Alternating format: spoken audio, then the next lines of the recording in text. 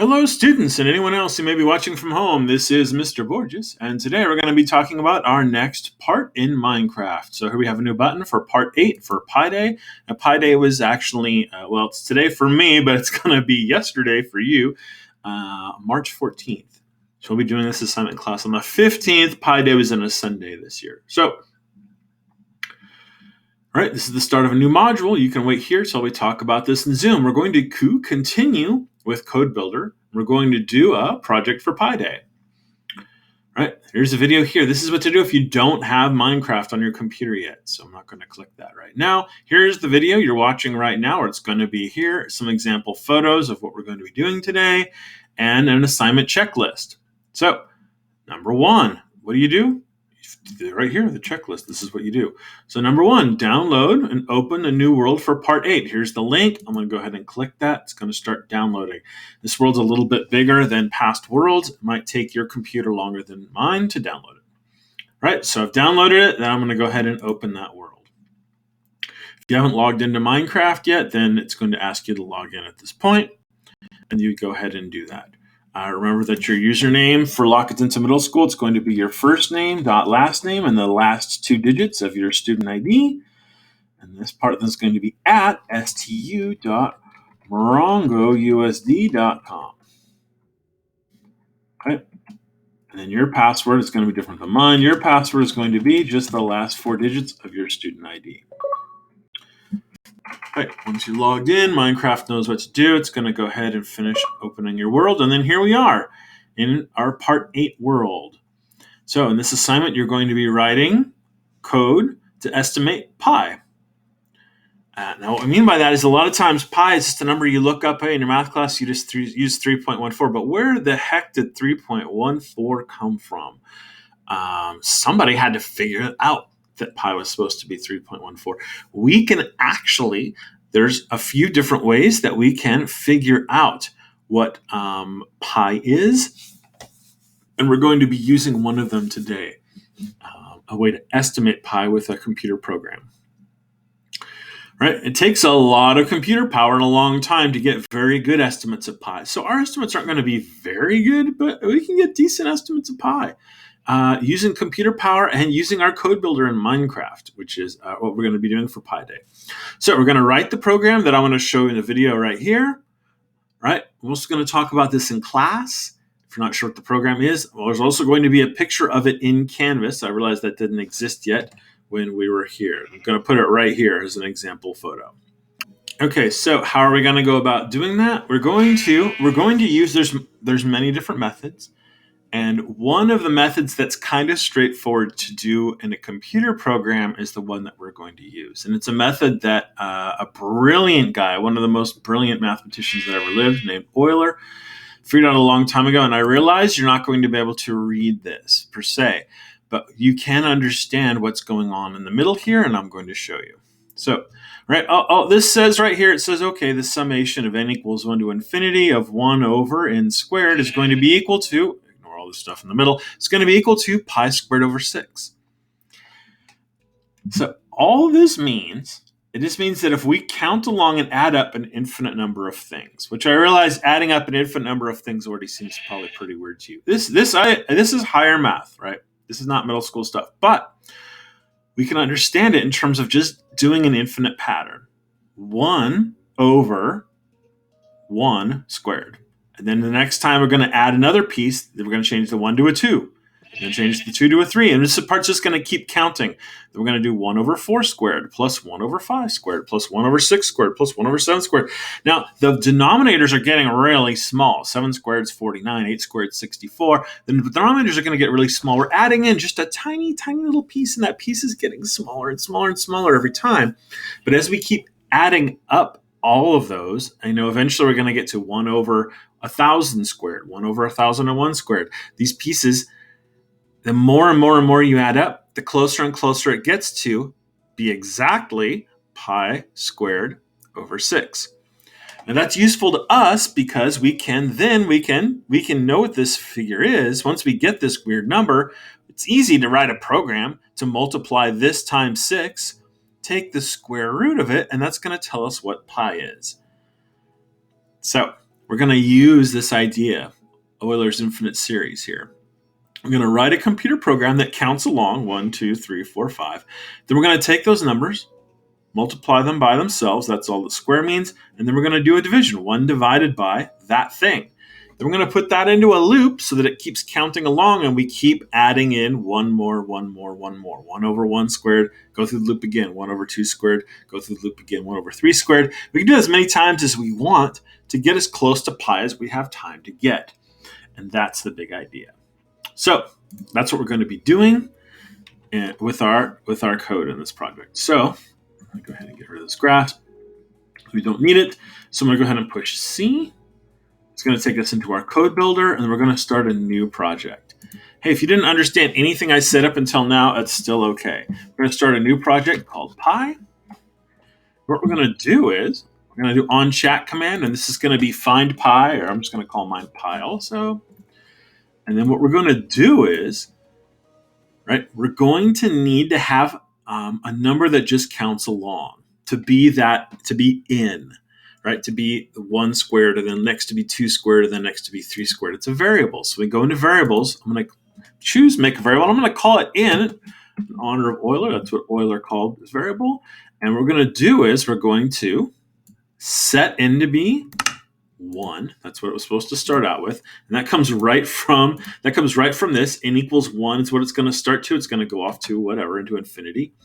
And then what we're going to do is we're not going to make a forever loop. That would actually take infinite time. What we're going to do is we're going to repeat a bunch of times.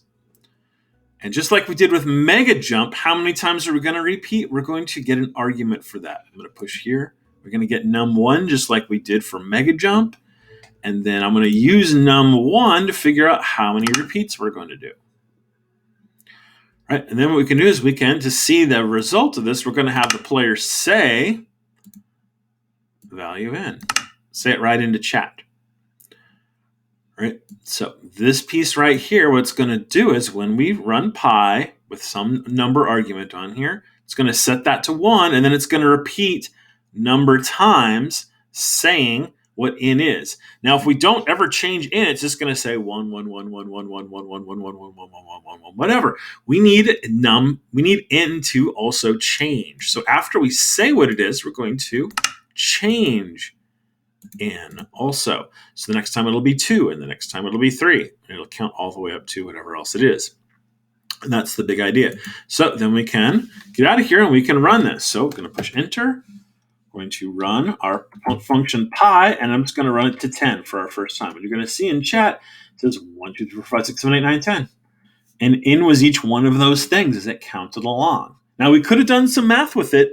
We didn't do anything. We just set it. But we could have done some math with those each time as we went along, right? And we could have made this whatever we wanted also. We could have made it 100. So, right, now it's going to go through all the numbers from 1 to 100. And we're not doing anything with them. We're just saying them. But now we're going to also do something with them. So I'm going to push C and go back into Code Builder. Instead of just saying them, we're going to come up with an output, right, that we're going to keep adding stuff into, right? So that's going to be our answer. I'm just going to go ahead and call that X. And when we first start, I want to reset X to be 0. So there's nothing in there when we first run our program.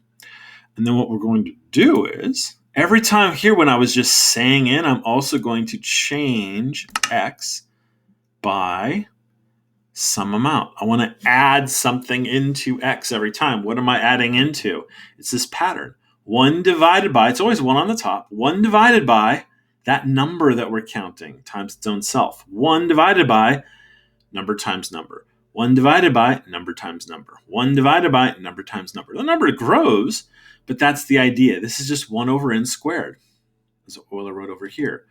So what we're going to do is every time we go through this, we're going to add a little bit more onto X. What are we adding in? We're going to add in that division. So we get the division block. We're adding into X every time. 1 goes in the top of the denominator. And the thing that's on the bottom is going to be n squared. It's going to be n times n. Right? We don't have squared in Minecraft make code, but we can do n times n on the bottom of our fraction. And so those are going to be our numbers. N times n. And that's the big idea. right? When we're done with this, we would like to actually know what we're getting for x. So we're going to actually then say, after we're finished our repeat loop, when we get to the end here, we can then say what that value is that we're getting for for x, right? But then remember, our x is going to be pi squared over 6. We don't care about pi squared over 6. We would like to know what just pi is, actually. So what we can do is, right, to turn this into pi, we would have to multiply this by 6, because 6 over 6 would cancel then. Okay, so grab our math block. We're going to do is we're going to take our x there and multiply it by 6. And then what we're going to do is, then we would just have pi squared. We need to take the square root of that to get just plain old pi. So we're going to get this square root. So we're going to say the square root of 6 times our value that we're adding up. So I realize there's a lot going on here, and you maybe didn't understand everything that we were just going through. You can go ahead and watch the video again, but the main point that I want you to understand is all we're really doing is adding in ones, right? And then we're multiplying that number in times its own self. We're doing a division. Like nowhere in here did I just magically come up with what pi was. But, right, when we got our solution, we multiplied by 6, and then we got the square root of that number. And what's going to happen is, we'll go ahead and try this out now, right? So now we can run our pi 100. It's going to go through those ends. We have to find all ends. Right? And then when it's done, it gives us a value, an estimate, an approximation of pi, 3.132, which is not too bad. I mean, it's not too good. It's not as good as it could be, but that's really not too bad considering that it only took us a couple of seconds to do with the computer. And maybe we had no idea what pi was at all before this. Right, so we can start getting a pretty good idea of pi. Now, if we want to, like I said here in the thing, it takes a lot of computer power and a long time, a lot of electricity to get very good estimates of pi. But right, that didn't take very long at all. We definitely could have done 100. We could have done 1,000. But what you can start to see is having the computer display all those values of n. I mean, it's nice that we know that we have a long ways to go still. It helps us know how long we have to wait to be done, but it's actually slowing down our program by trying to print all those out all the time. And so what we can do, I mean, if we want to watch what it's doing anyway, what I'm going to do is I'm going to pull say in out of this program, because that is actually slowing the program down quite a bit, right? So then what we can do is now we can run the program pi 1,000. And it's going to think about that for a moment. And then it's going to tell us what it thinks then, what the value is for pi equals 1,000. And there we go. So we've got a value, 3.14063. So that's getting even closer then to the accepted value, to what we think of as the true known value of pi, which is infinite. It goes on and on forever, but right, 3.14159, right? The 3.14 is right on. We're getting the first few digits correct here. Now, and if we wanted to, we could do 10,000, which though would take longer, right? It would give us a more accurate estimate of pi. So by doing 10 digits, you kind of get the 3 part, and then by doing 100 digits, you get like the 3.1 part.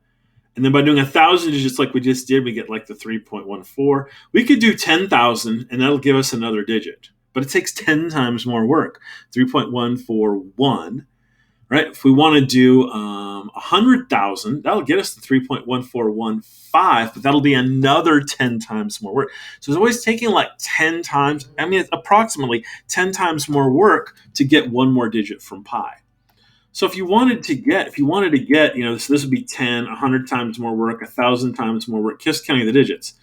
10,000, 100,000, a million times more work, 10 million, 100 million, a billion times more work, right? 10 billion, 100 billion, trillion times more work. Eventually, right, as you start getting into, you just don't have enough time. Even if we left our computer running all day and all night or whatever else, we would die of old age before we could get through, like 1 trillion or something like that. So that's one of the things that computer scientists are always doing. They're trying to build better and better supercomputers so that they don't have to wait as long, so that we can speed this up with a better computer. So what are we going to do then? Right? So instead of just saying the answer, and we can still say the answer, but we're also going to do then is we're going to use, like we did in Billboard, we're going to use print. So you can print with whatever block that you want, but make sure you pick something that shows up. Right? Don't pick lava that just spills all over the place and nobody can see it. Don't pick something that's impossible to see. I don't know. I'm not going to pick blocks of emerald because it just looked neat to me right then. I'm going to send them a few blocks over my head so that they're not just right stuck up on the ground, so I can take a picture of them.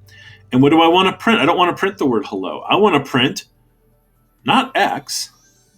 Right? Remember that X is pi squared over 6. What I want to do is I want to print X times 6 and then take the square root of it. That's where we're getting pi out of here. And that's what this is. So I'm just going to duplicate this.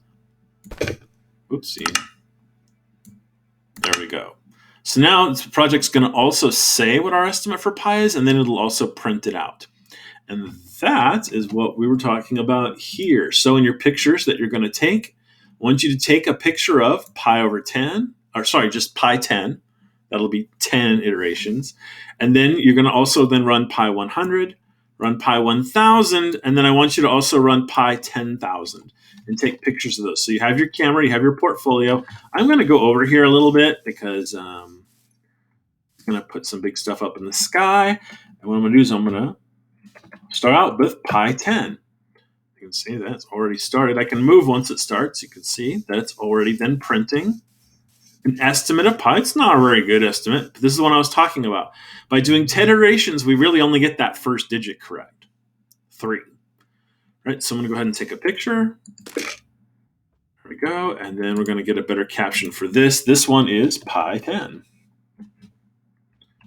Right, there we go. And then we've got enough room to keep going with this. So I'm just going to go over here a little bit. It went right over my head. Right, so I'm going to go this way a little bit, and then we're going to do pi 100. And it's already done. I know it's done because it says the value of pi up there, and it started printing over my head.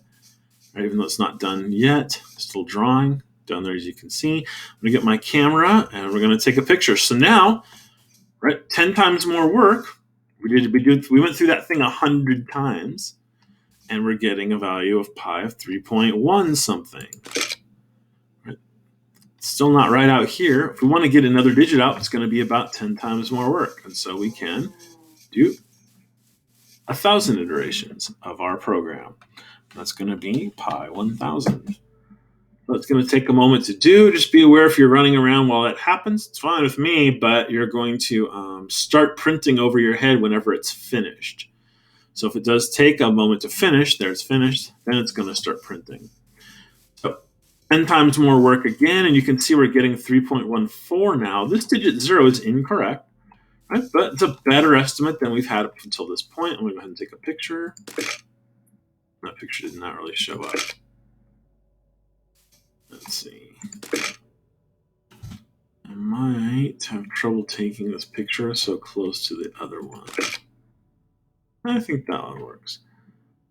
So make sure you're getting captions for your photos. So I didn't like this picture or that picture or that picture. Right, so here we go. So this was pi 10.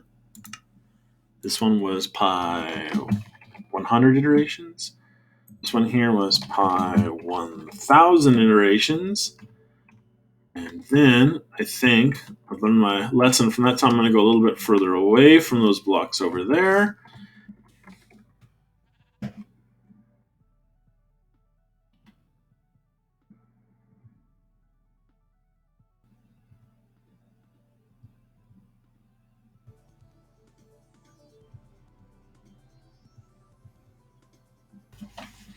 All right, folks. So I noticed that my estimate of pi is finished cooking here. And as you can see, we've got... we happen to know what the true value of pi is. So I happen to know that we are getting one more digit that's correct, 3.141. Right, and that was 10,000. Okay, whatever. I'm going to probably remove this part of the video. What is this poor lost turtle going?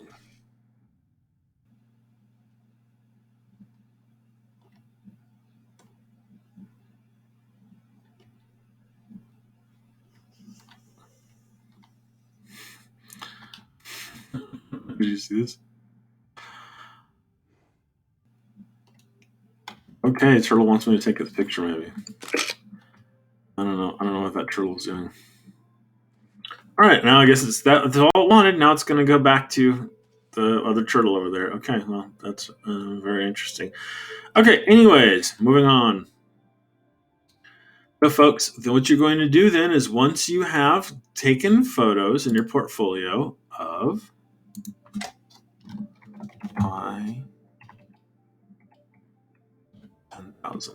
So once you've taken your images of pictures of pi 10, pi 100, pi 1000, and pi 10,000, right? Then you're going to go ahead and I guess I'm going to keep the turtle in mind. Then what you're going to do is you're going to export your portfolio. It gives it a good name by itself, right? Keep track of where you're saving it. Mine's going into my downloads folder. And then what you're going to do is you're going to go back to Canvas, right? You're going to click this Submit Assignment button, and then you're going to choose the file, and then choose that file that you just, mine's in my Downloads folder, right? And there it is, and I can hover over it, and it tells me it was saved at 11:27 p.m., right? It still is that time right now. That's how I know for sure this is the correct file. You can put a note here if you want to tell me anything else, and then you're going to click Submit Assignment. Make sure that it throws the confetti, and I got horseshoes. It says that you're submitted here, or else it's not submitted. All right, folks, so that's it for this one. Happy Pi Day, and we'll see you next time. Okay, bye.